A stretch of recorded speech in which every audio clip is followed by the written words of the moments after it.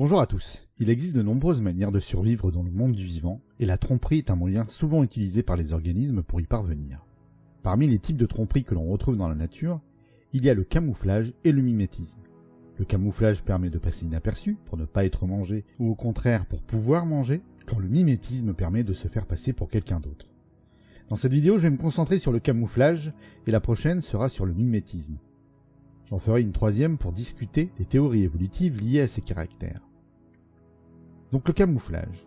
Regardez ce chat. Est-ce vraiment un chat ou est-ce que c'est Winnie l'ourson déguisé en chat? On t'a reconnu Winnie. Camouflage est l'art de se fondre dans le milieu pour passer inaperçu. Il existe plusieurs moyens de se camoufler et commençons par la plus simple, l'homochromie. C'est-à-dire que la couleur du corps de l'organisme va être la même que celle du fond sur lequel il vit. On peut imaginer facilement comment cela évolue. Tous ceux qui auraient une couleur trop différente de celle du milieu se feraient immédiatement repérer et auraient du mal à se cacher. C'était un des premiers exemples que j'avais utilisé dans mes vidéos. Souvenez-vous, si un éléphant a une mutation rouge, il sera le premier à être vu. Mais ça marche aussi avec les prédateurs. Difficile pour un lion dont la couleur jurerait avec le fond de passer inaperçu.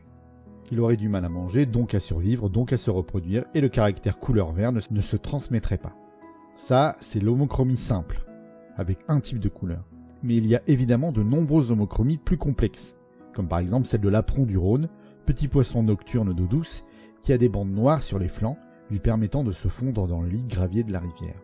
Ou encore celle du crabe arlequin, dont la carapace se confond avec la peau des espèces de concombres de mer, sur ou parfois dans lesquelles il vit. Se fondre dans le décor, c'est bien, mais si le décor change, ça peut poser des problèmes. Parfois, le décor change géographiquement. En effet, cela peut être le cas si l'espèce vit sur différents écosystèmes, comme le gecko écorce qui vit à Madagascar, et présente différentes couleurs en fonction des régions, et donc en fonction des arbres sur lesquels il vit. Attention, il ne change pas de couleur au cours de sa vie, en fonction du décor, c'est une adaptation à l'écosystème dans lequel il vit. C'est en fait la variabilité de l'homochromie.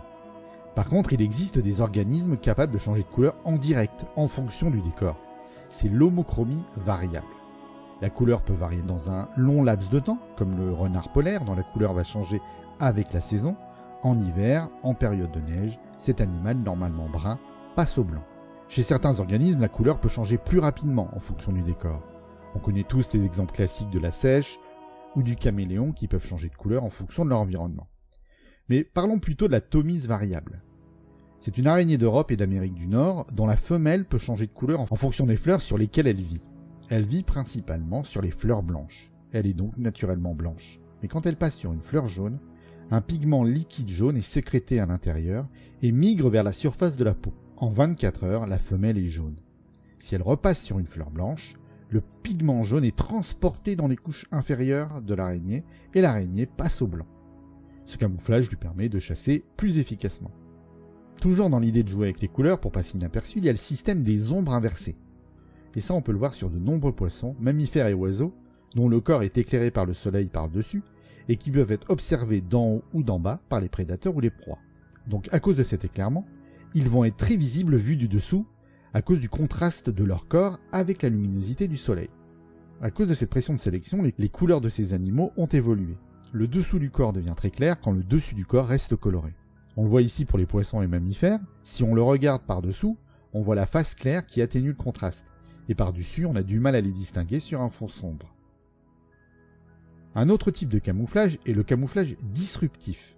C'est-à-dire que sur le corps des organismes, des formes dessinées vont casser la silhouette de l'organisme, le rendant moins visible. Et comme d'habitude, les prédateurs et les proies utilisent ce système, et vont même parfois jusqu'à avoir le même type de camouflage. Salut, sympa ton style. Merci, à toi aussi ça va bien les rayures. Oui, ça m'amincit. Ouais, mais pas trop quand même, D'ailleurs, ça me rappelle. Jouer avec la couleur, ça marche bien pour passer inaperçu, mais jouer avec les formes, c'est bien aussi. Et ça s'appelle l'homotypie. Pour illustrer cela, on peut parler de la grenouille cornue, qui ressemble à des feuilles mortes, ou l'oiseau grand ibigeot, qui reste immobile, la tête tendue sur une branche, ou une souche qui l'imite. Évidemment, généralement, l'homotypie est très souvent associée à l'homochromie. Bah oui, quelle utilité de ressembler à quelque chose de précis, mais avec des couleurs n'importe comment.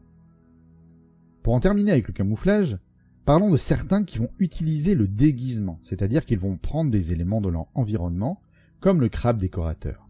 Celui-ci va se mettre des morceaux de coraux sur la carapace pour passer inaperçu. Certains organismes vont mixer beaucoup des techniques décrites dans cette vidéo, comme le poisson-pierre par exemple, qui couvert de verrues et d'excroissance ressemble aux cailloux des fonds marins. Dans ces excroissances, des algues vont pousser, et en plus, il peut changer de couleur en fonction de son environnement. C'est le alexandrastier des poissons, en plus toxique. À l'inverse, certains vont jouer la facilité, la carte de la transparence. Bah oui, c'est bien plus facile de se fondre dans le décor quand on voit au travers.